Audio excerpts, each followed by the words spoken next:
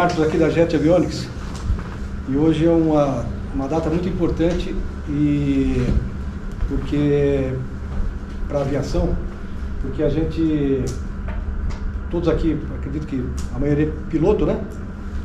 E todo mundo interessa muito em meteorologia, em equipamento para evitar mau tempo. E a gente está, hoje, fizemos um conjunto de pessoas que podem explicar desde a parte teórica da meteorologia em si, na parte depois de operação, depois a parte de equipamento que nós temos, né? Então é uma satisfação muito grande receber a todos e gostaria de começar apresentando o Camilo, que é um meteorologista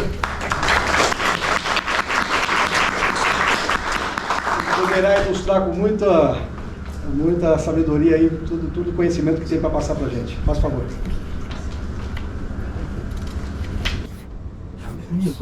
Boa tarde a todos. Boa tarde.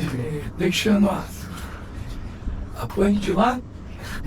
Eu sou meteorologista, sou veterano da Força Aérea, servi 33 anos e 8 meses na Força Aérea Brasileira.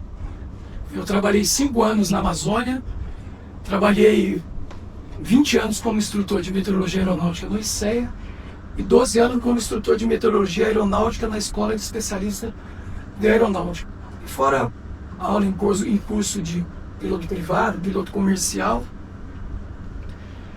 E recebi o convite do Felipe aqui, meu amigo, o Natan.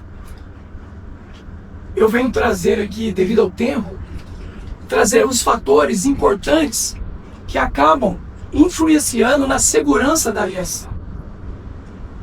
E a gente deixou o tema dessa palestra em meteorologia aplicada, que tem uma visão de uma águia. A águia, ela tem visão, tem força e tem uma capacidade de precisão de voar em altas altitudes. Nós, se tivéssemos 1/3 da capacidade da águia, nós não teríamos problema na aviação. Mas ela serve de modelo para a gente, pelo foco, pela precisão dela em aterrissar. Para isso, eu tenho esse objetivo de identificar e mostrar para vocês as principais características de um tempo adverso ao voo. Porque nesse tempo que eu tenho em aviação, do solo, eu observo muita coisa e ouço muita coisa que muitas das vezes eu desconsidero. Por quê? Porque está fora da regra do jogo, da publicação, da legislação, que pode trazer problema para os senhores e para a gente também. Eu sempre falo com os colegas que trabalham comigo. A minha meta é, no final da noite, colocar a cabeça no travesseiro e dormir tranquilo. E nesse tempo que eu trabalhei na aviação do aeroporto de Santarém, no Ipirém, São José, São Paulo, eu passei o meu serviço, eu sempre em missão cumprida. Em mostrar a realidade, registrar o correto. Porque é muito importante que o Brasil não tenha uma cultura, uma memória para arquivo. Eu trabalhei desde o início na criação do banco de dados climatológicos da Força Aérea Brasileira no Brasil. Nós só perdemos para os Estados Unidos. Mas o Brasil tem dados em formulário e já no BDC, hoje BDM, de dados desde novembro de 1947 no aeroporto de Populo. Temos mais de 17 espécies de formulário registrado: vento, visibilidade, nuvens, pressões, temperatura, umidade e fenômenos que venham a ocorrer naquele aeródromo em determinado momento. Inclusive acidentes.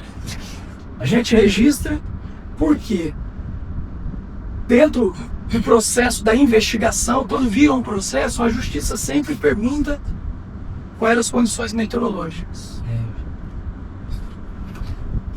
Para isso, eu vou seguir esse roteiro, um caminho, uma rota. Vou identificar as condições adversas ao voo e seus efeitos. Identificar uma formação convectiva. Identificar como os fatores meteorológicos influenciam no controle do voo. E para que vocês valorizem a importância dos efeitos provenientes dos fenômenos meteorológicos. Porque vocês têm fração de segundo para determinar o que fazer. Estava conversando com o Eduardo, ele comentou que ele, vindo de Cabo Frio, o pau comendo no Vale do Paraíba, ele viu a posição de Taubaté, São José Cavoque, ele respirou, ele se balizou pela iluminação dos veículos na viaduta. Porque ó, as coisas estavam acontecendo. E a nossa palestra aqui é informal, a gente vai abrir aqui para perguntas e fiquem à vontade para perguntar. Então eu colhi aqui os fenômenos e alguns casos que eu vivenciei, porque eu trabalhei lá no BDM e a gente fazia um controle, a validação dos dados no banco. Então geralmente os grandes acidentes no Brasil caíam com a gente ali. Quando acontecia um acidente, a gente já buscava os dados, já salvava em PDF, já deixava na área de trabalho, porque nós sabíamos que a justiça ia pedir. E assim, não gostava de fazer isso, mas era necessário dar um feedback das condições meteorológicas. Ainda mais o local que eu trabalhava, que é o ICE, que é uma unidade top. E a meteorologia aeronáutica. A meteorologia aeronáutica é uma ciência que estuda os fenômenos atmosféricos na baixa atmosfera. E a meteorologia aeronáutica para a aviação, ela se encontra na meteorologia aplicada. Porque ela se divide em pura e aplicada. E a nossa área é aplicada. E desde sempre, desde de rotas aéreas, que foi o primeiro órgão no Brasil, a meteorologia visa segurança, produzindo economia. Quando se juntam esses fatores, a eficiência vem no decorrer sem fazer força. Só que você não pode atropelar cada item. E a meteorologia aeronáutica está em todas as publicações do DCE. Segurança, economia, para gerar eficiência. Aqui eu mostro o cumulonimbus, que é uma nuvem linda do meteoro, mas perigosa para os pilotos. Eu sempre, na Amazônia, no inverno amazônico, a gente no aeroporto, eu gostava de ver a formação em cima da cidade de Santarém se aproximando de Eco para o aeroporto. Quando ela chegava no aeroporto, isso na década de 80, para não trazer problema para o equipamento, a gente desligava alguns equipamentos da tomada para aquela célula passar pela estação, depois a gente ligava, mas a gente via o desenvolvimento dela. Aqui, uma super célula, tivemos recentemente uma próxima a Sorocaba, foi a coisa mais linda do mundo, chamou a atenção do Brasil todo. E a gente trabalhando, o pessoal falou, e aí, cara? Fica tranquilo, quando ela está distante, vamos só observar a beleza dela. Quando ela chegar mais próxima, a gente chama a atenção devida, para vocês terem uma noção. Uma formação dessa, para quem conhece o aeroporto de Sorocaba, passando no setor oeste para norte, sem passar no aeródromo, na pista do aeroporto de Sorocaba, cai 2 HPAs só dela passar em tudo. Imagine para a aviação, tá? Eu comentei com o Eduardo, imagine para o piloto naquela situação que ele tem que ter a tomada de decisão. Então é muito importante você olhar e observar. E aqui fica fácil, porque quando você avista o relâmpago ou escuta o trovão, tranquilo, e quando ela está no formato TCU, porque a trovoada ela passa por 3 fases. A fase cúmulos, a segunda fase, que é a fase de madurez ou maturidade, que os fenômenos são mais intensos, que ela mostra o seu potencial destrutivo. E por fim, a sua fase de dissipação, que ela gera ventos de todos os lados. Ventos de todos os lados, resultantes múltiplas, e a máquina tem que segurar para poder fazer pouso tranquilo, pouso com segurança. Eu me lembro, foi agosto ou setembro do ano passado. Estava fechado Catarina, Campinas, Jundiaí e Sorocaba estava na iminência de fechar. E o piloto alternou Sorocaba e perguntou: tem condições de pouso? E Sorocaba não opera instrumentos, opera só visual, nem visual especial. E o colega, eu falei: pergunta para o piloto onde ele está. Ele falou: estou no setor nordeste. Eu falei: está no local certo. E eu falei: quanto tempo ele estima a pista de Sorocaba? Ele falou: 2 minutos. Eu falei: então fala para ele fundir ele. Não pensa. Ele fez o procedimento e surgiu. Ele pousou, eram silos. Aí um colega falou assim: mas e se ele não conseguir pousar? Eu falei: ele não vai pousar em local algum, porque todos os aeródromos em torno estavam fechados. Ele estava no local certo, no momento certo, na hora certa. Ele pousou, ele taxiou, parou no pátio principal e a chuva caiu, o aeroporto fechou. Depois de 40 minutos, passou a chuva, o nascer e o pôr do sol em Sorocaba é muito bonito. Saiu daquela aeronave Sirius um piloto, uma esposa e um garotinho assim. Eu falei: qual é mais importante? A segurança do voo, que é a nossa. Jamais colocaríamos ele em condições de risco. Mas conhecendo as fases da trovoada. Então, a gente está na aviação para fazer isso. Mostrar a eficiência daquilo que nós aprendemos e executamos a vida toda na aviação. E a trovoada é uma fabriqueta de mau tempo. Indica relâmpagos, trovões, ventos fortes, formação de gelo e pancada de chuva. Depende da quantidade, se é leve, moderada ou forte, dependendo da quantidade de milímetros que a gente observa no pluviógrafo. Em torno do planeta Terra são 45 mil trovoadas por dia. Então é uma coisa corriqueira. Aqui eu coloquei uma foto clássica de um CB, de uma bigorna de um CB, no pôr do sol, que já está começando a ficar amarelado. Aqui, uma pancada, ou melhor, uma microexplosão. O efeito em torno aqui é pesado.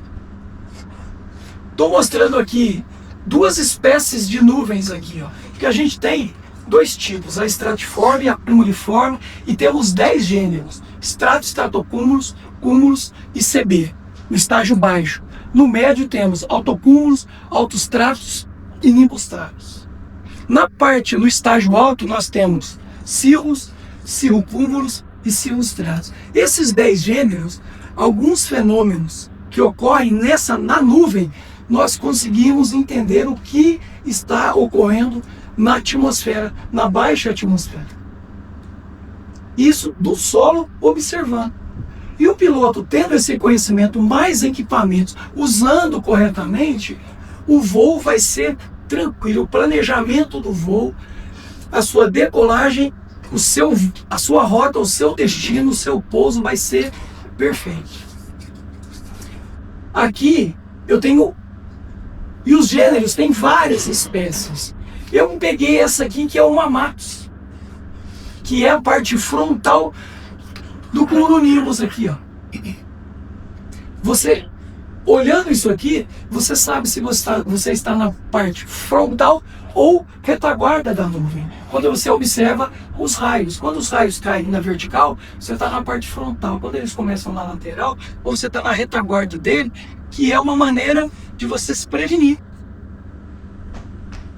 Então o Amatus mostra trovoada, mostra turbulência de moderada a severa. Vai depender do núcleo da célula desse cumulonimbus.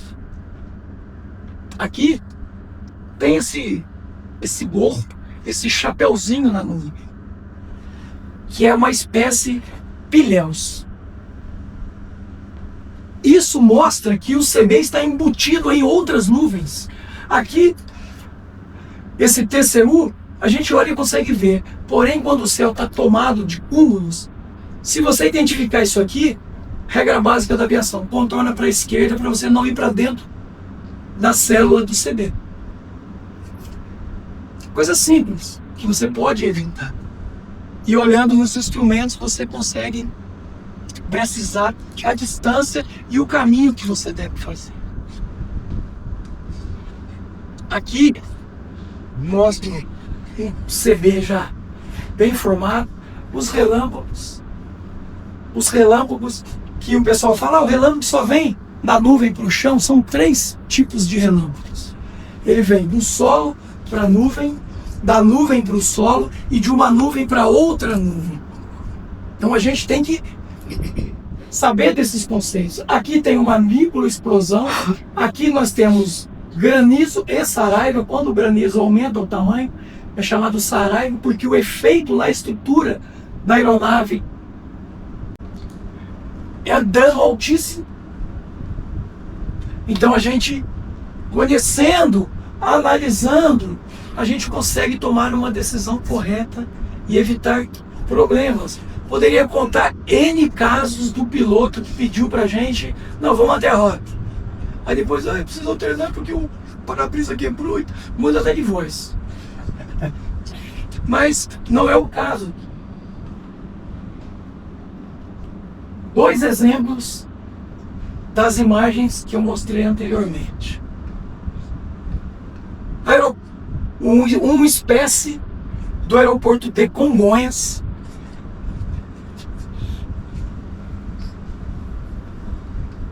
confeccionado do dia 4 às 17h05 Zulu, 16 horas da tarde.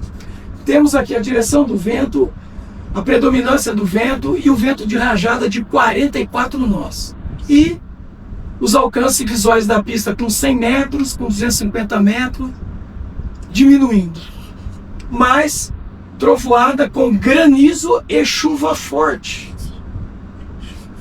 E de 5 a 7 oitavos a 4.300 pés, fio CB a 5.000 pés, temperatura 19, pontos de orvalho 16 e o ajuste do altímetro 1018 HPA. Essa aqui é uma imagem, nossa, mas ela tá branca, chuva e vento na pista do aeroporto de Congonhas. Aqui um shopping, uma outra imagem, o telhado de um shopping aqui em Campinas, que é uma espécie de Campinas, no dia 6 às 4h20. O vento não teve vento de rajada, porém teve trovoada com chuva forte mais névoa úmida. Teto a 500 pés. Olha a quantidade de CB. CB esparsos a 5.000 pés. Temperatura, ponto de orvalho 100%, 20 para a temperatura e 20 para o ponto de orvalho e o ajuste do altímetro 1016. O que aconteceu aqui? Aquela primeira explosão da ascendente, da corrente descendente que saiu da nuvem em cima do shopping. Imagine isso numa aproximação, numa final ou numa decolagem. Eu sempre falava para o pessoal em Sorocaba quando eu estava trabalhando, e falo para os pilotos alunos: se você estiver na final, começou uma pancada de chuva, que quando a chuva empancada não atinge um solo, é chamado de virga. Eu falo para eles, ó, solicita a torre, procedimento, faz um 360, deixa precipitar, aí sim você reinicia o procedimento de pouso. E você vai estar tranquilo. Por quê? Porque é perigoso. A corrente descendente foi tudo pro chão. Olha aqui o teto do shopping center do pátio do aeroporto de Congonhas.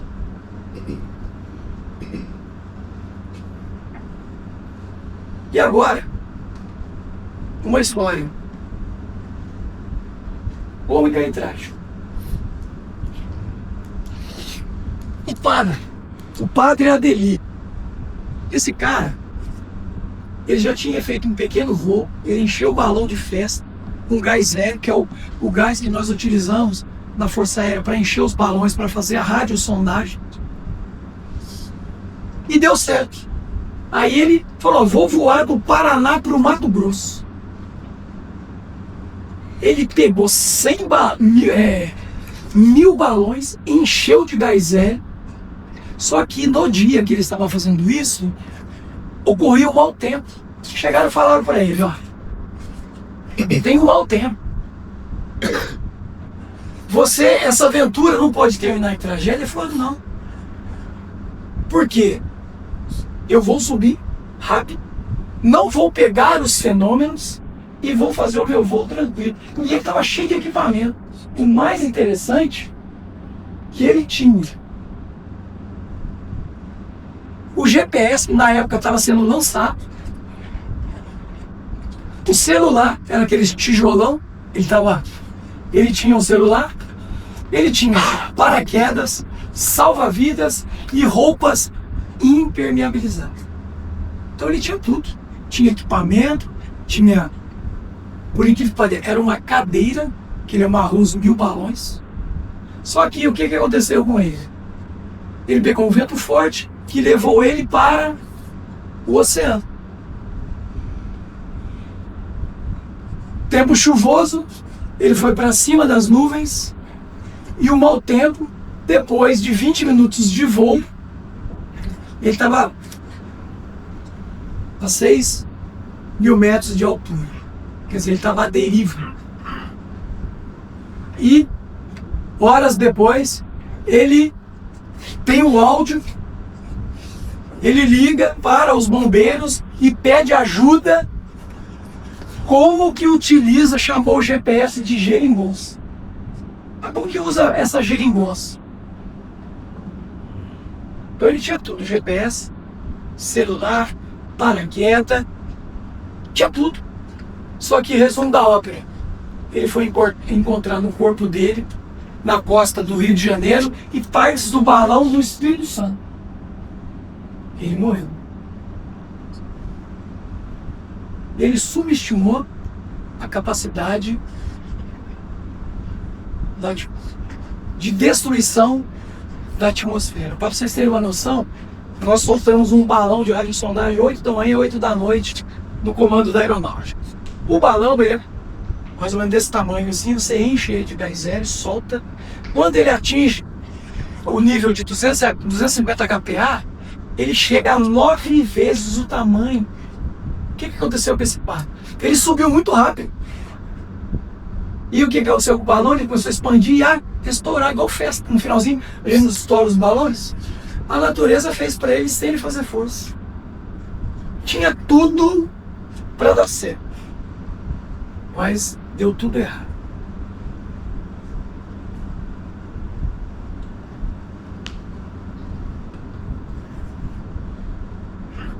E dentre os fatores que na aviação a gente observa que traz muito risco para a aviação é a cortante de vento. Wind shear, cisalhamento de vento, tesoura de vento, são os sinônimos usados na aviação, que ocorrem da superfície até 600 metros, ou 2.000 pés. E os fenômenos causadores da cortante de vento. Você vê trovoada, inversão térmica. São Paulo acontece muito isso com Boeing, escala de Marte, devido à poluição, que a gente, quando está chegando em São Paulo, no interior, você olha para São Paulo, você enxerga um anel em cima de São Paulo. Isso pode gerar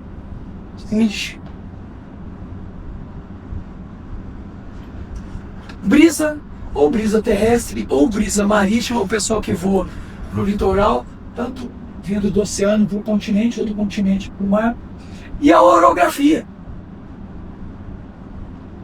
Você que está voando, eu sempre falo para os pilotos, quando estão iniciando, quando você começa a voar, você tem que conhecer o relevo, a região que você, onde está o morro, onde está o rio. Na Amazônia, quando eu cheguei em Santarém, os caras se perdiam. E a gente tinha um senhorzinho de cabeça branca, Palmeira, da Real Táxi Aéreo, um bandeirante. Quando ele estava voando, a gente brincava que ele era o moço recalado, nós estávamos perdidos. Palmeira, tem um cara perdido aí. E a primeira coisa que agora o cara, não sei se está na margem esquerda do Amazonas ou da direita, porque dependendo da margem, para ele direcionar o cara para Santarém. Tinha cara que falava assim, não sei. Aí vinha perguntar as coisas. Então, conhecendo o relevo, o Eduardo se balizou pela Dutra. Eu tenho um colega que ele não estava trabalhando, deu a pane no avião, no altímetro, consertaram o altímetro e foram testar o altímetro voando em cima da Serra da Mantiqueira. Não voltou ninguém. Então temos que observar e deu pane. Conserte. Eu sempre falo para os pilotos. Primeira coisa é a sua vida. Então, a gente tem que valorizar isso. Mas temos que pegar as informações, concatenar e gerar conhecimento. Porque senão, vira bagunça. Cada um fala uma coisa. Então, as publicações, as orientações da meteorologia têm que ser levadas em consideração. Tem um piloto, o Ezequiel, que é de Santa Maria. Conheço ele porque ele pousava ali sempre. Ele falou, posso pegar o telefone de vocês aí particular? Pode. Por quê? Todas as vezes que ele vem de Santa Maria para Sorocaba, ali na América do Sul, fazer a revisão dele, ele 2 dias antes, ele manda mensagem, amigo, como é que tá o tempo aí?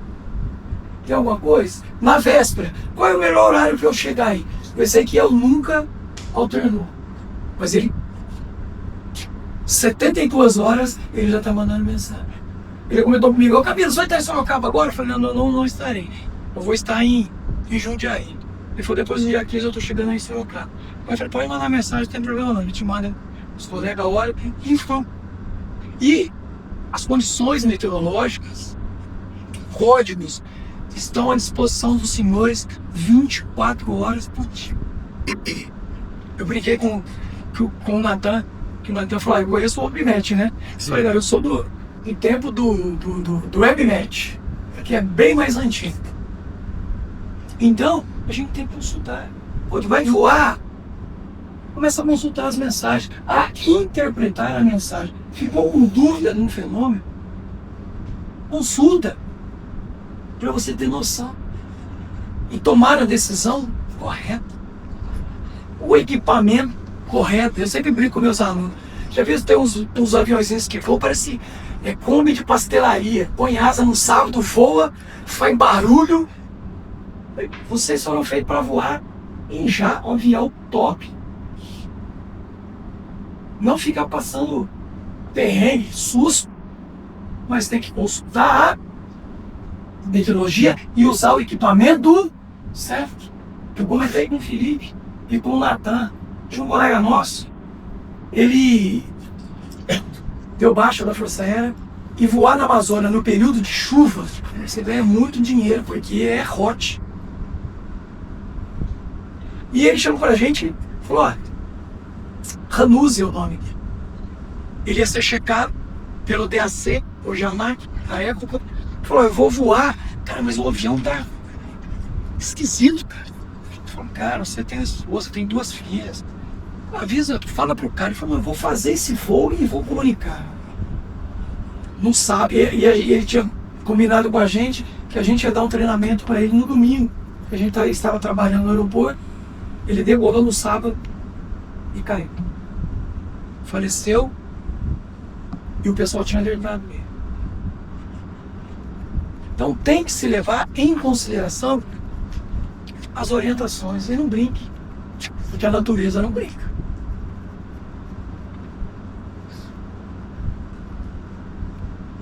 E aqui, por que começou-se a ter em mente um perigo do INDSTIR? Foi um acidente que ocorreu nos Estados Unidos em junho de 75. Verificou-se a presença da importância desse fenômeno que estava gerando muita queda de avião. E o INDSTIR pode ser definido com a variação da direção ou velocidade em todos os sentidos e tem uma resultante, principalmente as mais perigosas, a 100 pés, porque acaba estolando e não tem tempo de reagir. O mais importante, a maioria aqui são pilotos. Como o Brasil não tem muito radar de efeito Doppler, que é o que pega o vento, as informações mais atualizadas podem ser obtidas proveniente dos pilotos, que vocês comunicam a torre de controle, passam para os meteorologistas. Nós fazemos o quê? Nós temos um formulário que nós registramos o prefixo, o tipo da aeronave, a intensidade da acordante de vento, informamos o DSEA para gerar uma estatística, que é o caso que eu estou trazendo para vocês. Aeroporto de Guarulhos, Porto Alegre, Campinas e Florianópolis são os maiores aeroportos com incidências de INDSTIR no Brasil. E conheço pessoas que trabalham aqui em Jundiaí, diz que o vento aqui em Jundiaí também é bem agitado. Então, passa a reportar para entrar na estatística, que isso salvam vidas. E o brasileiro é meio desligadão, né? O brasileiro é meio... Pesquisa que o brasileiro é o segundo povo mais sem noção. Mas nem tudo está perdido.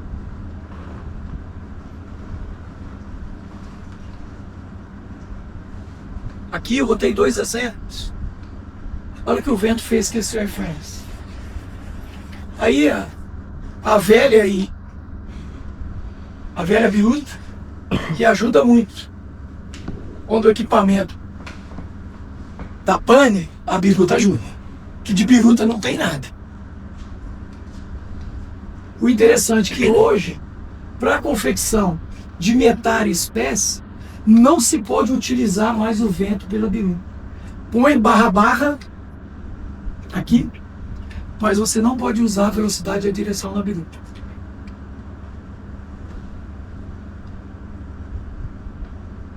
Eu discordo do tempo que eu estou na aviação. Porém, a norma diz que não pode. Então tem aqui, ó, um metar, onde pode ir o INDSTIR acordante de vento. Numa mensagem específica do CMA1 Brasília, o aviso de número 4 do dia 16 às 12h30, foi constatado uma cortante de vento moderada na aproximação e foi reportado às 12h10 pelo Boeing 747. Se o Boeing sentiu. E no metar de Guarulhos, do dia 16 às 21, o INDSTIR em toda a pista. É uma mensagem que foi colocada aqui porque algum piloto informou o órgão de controle que passou para a meteorologia e o observador meteorológico incluiu no metar. Sendo que aqui é uma observação, não é uma previsão. Aqui já é uma previsão. Prevendo das 13h30 às 16h30, porque essa mensagem não pode ultrapassar a 4 horas. Tudo bem, Neguinho?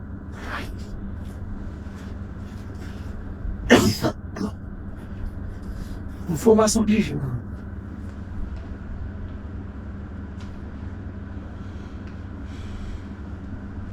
Olha o estado. Vai para neve. Turbina, olha a asa.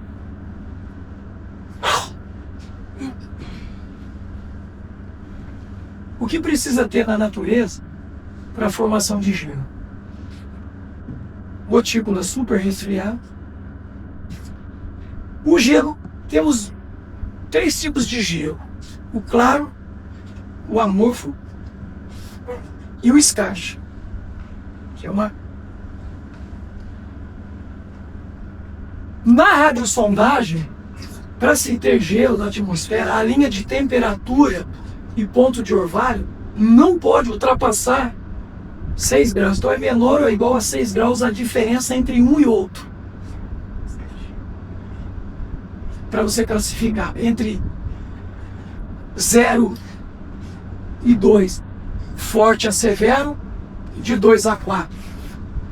Moderada de 4 a 6, leve. Para a gente que está no solo analisando a radiosondagem é tranquilo, porque nós não sofremos esse efeito aqui. Fora a temperatura da superfície da aeronave, no contato ali, acaba formando gelo, nesse caso aqui, ó, menor ou igual a 0 grau. Nesse caso aqui, ó, nós já sabemos que uma temperatura de menos 40, a água por si só, ela já sublima. Ela vira gelo, instantaneamente. Imagine você entrando numa camada de formação de gelo de céu claro. Mas, por que não cai do céu? Por causa das correntes ascendentes. Quando tem a nuvem, pô, maravilha. E quando não tem? Por isso que é importante olhar nas cartas de vento, que são 9. Ver o nível que vocês estão e a possibilidade na rota de se encontrar gelo, para evitar problema.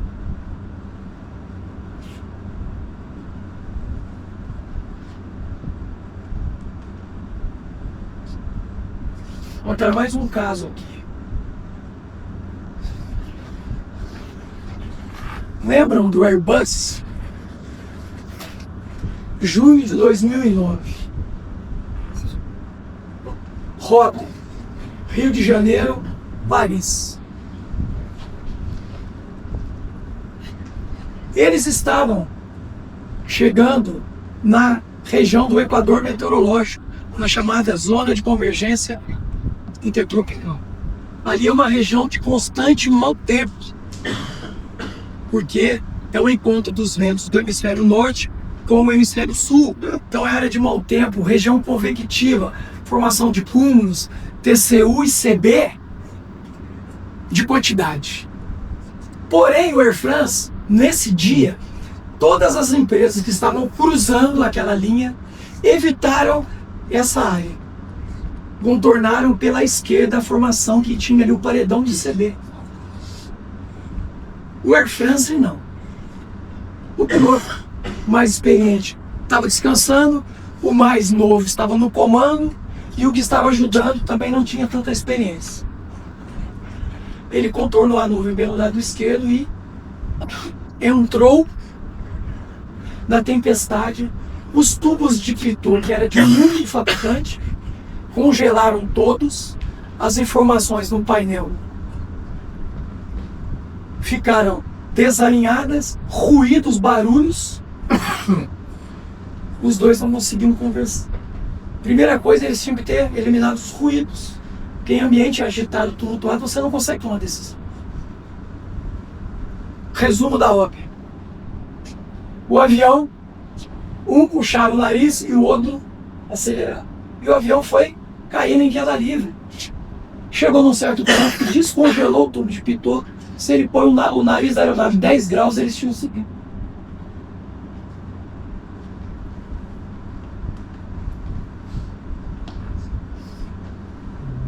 Essa aqui é a imagem de satélite do dia. Ele pegou uma temperatura de menos 83. Menos 40 é instantâneo, imagine menos 83. Ele pegou esse paredão de CB aqui e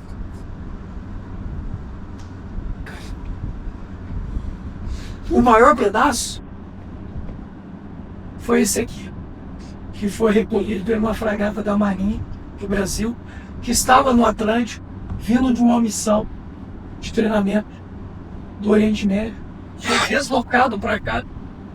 Eu conheci o comandante dessa fragata, hoje é um almirante. Ele disse que foi o maior pedaço do Airfield, e recolheram 9 cadáveres, sabe? Ele falou que foi chocante para ele. Então, nós temos que fazer análise das imagens de satélite. Tem lá de vapor d'água, tem a infravermelha e tem a visual. Eu gosto muito da infravermelha. Por quê? Ela mostra a temperatura da nuvem. Quanto mais branca, mais alta ela está e mais baixa a temperatura. Porque tem a realçada que acaba confundindo por causa da coloração. E o branco você consegue olhar as nuvens e enxergar as nuvens baixas, as médias e as altas. E fica muito mais fácil de você identificar. Por incrível que pareça, hoje a Air France continua desviando pelo lado correto, não passa ali.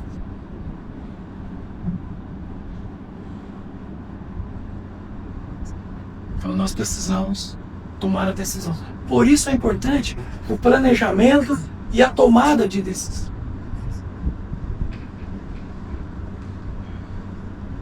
Aqui, queda de um helicóptero aqui em Caieiras.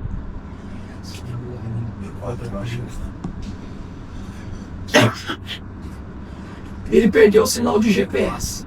No dia que eu estava trabalhando em Sorocaba, Sorocaba estava com trovoada. Tinha trovoada em Catarina e tinha CB na vizinhança de Campinas.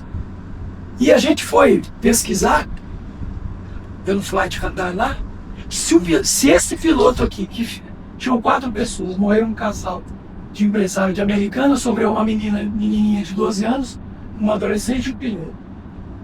Se esse piloto, ele segura o voo 1 hora, ele não tinha caído, pela formação convectiva que estava nessa região. Estava nessa região aqui. 1 horinha.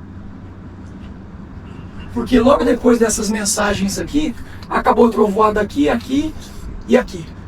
Por quê? A trovoada dura de 45 a 1h10 ou 1h15. Porque há cúmulos, maturidade e dissipação. Tá bom? Não fica 5 horas trovoada. É porque vai formando de uns cumulonímos maior, vai formando núcleos, células menores. Mas ele insistiu, depois, acho que foi do Campo de Marte, se não me engano. Acho que foi Campo de Marte no dia. E caiu. E aqui tem o Davos Pass. Nesse dia aqui, por problemas de formação de gelo, todo mundo já viu a imagem. E o CMA-1 de Curitiba tinha emitido um SIGMET, que é o que é uma mensagem, uma previsão do FL 150 para cima, informando previsão de gelo severo dentro da FIR Curitiba. E aqui, ó, tem as coordenadas. Eu não coloquei todas aqui, porque fica muito grande a mensagem. Então, é um polígono. aqui, praticamente, era uma região aqui que o voo em pé estava voando. E deu o nível de formação de gelo. Aqui, ó. Do 120 ao 210. E o voo em pé começou a cair, ele estava no FL 180. E também tinha, no anterior ao segmento de gelo severo, dentro da FIA Curitiba, feito pelo CMA1 de Curitiba, o que tem aqui, gente? Previsão de turbulência severa, praticamente das 15h30 às 19h30, para a mesma região que ele estava voando. Alguém comeu bola. Que ele entrou nisso.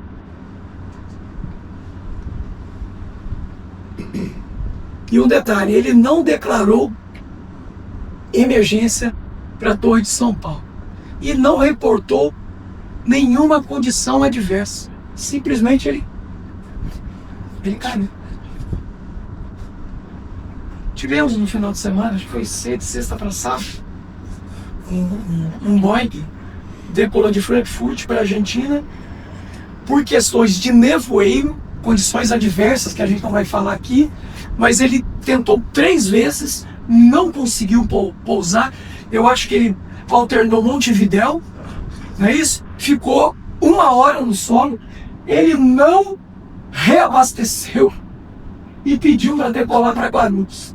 Chegou aqui na vida, na capa da gaita. Mayday, fadiga da tripulação, que eu imagino, e falta de combustível. Por gentileza, pode entrar. Mas deu tudo certo. Porque pousou, tem área de escape, tem equipamento, tranquilo.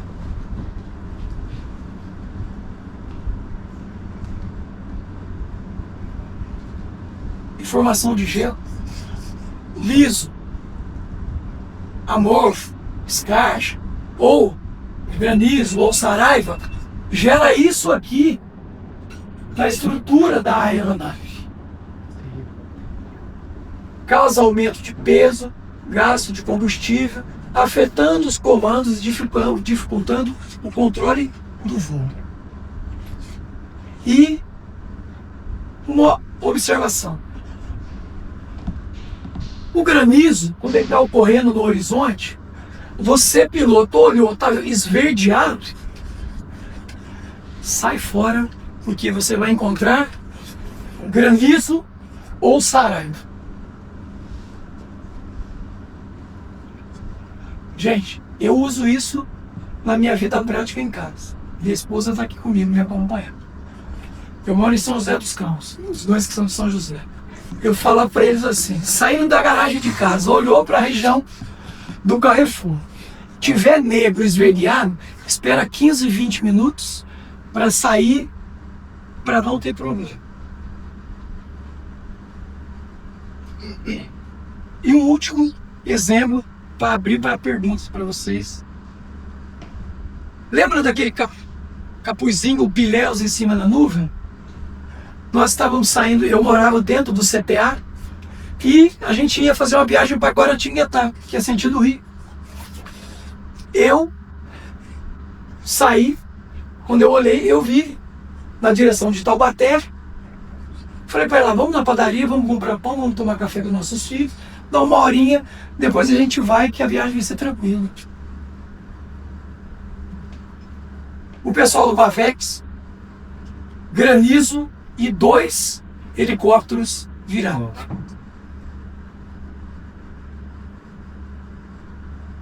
E a gente sabe que foi emitido aviso de aeródromo, mas alguém comeu bola.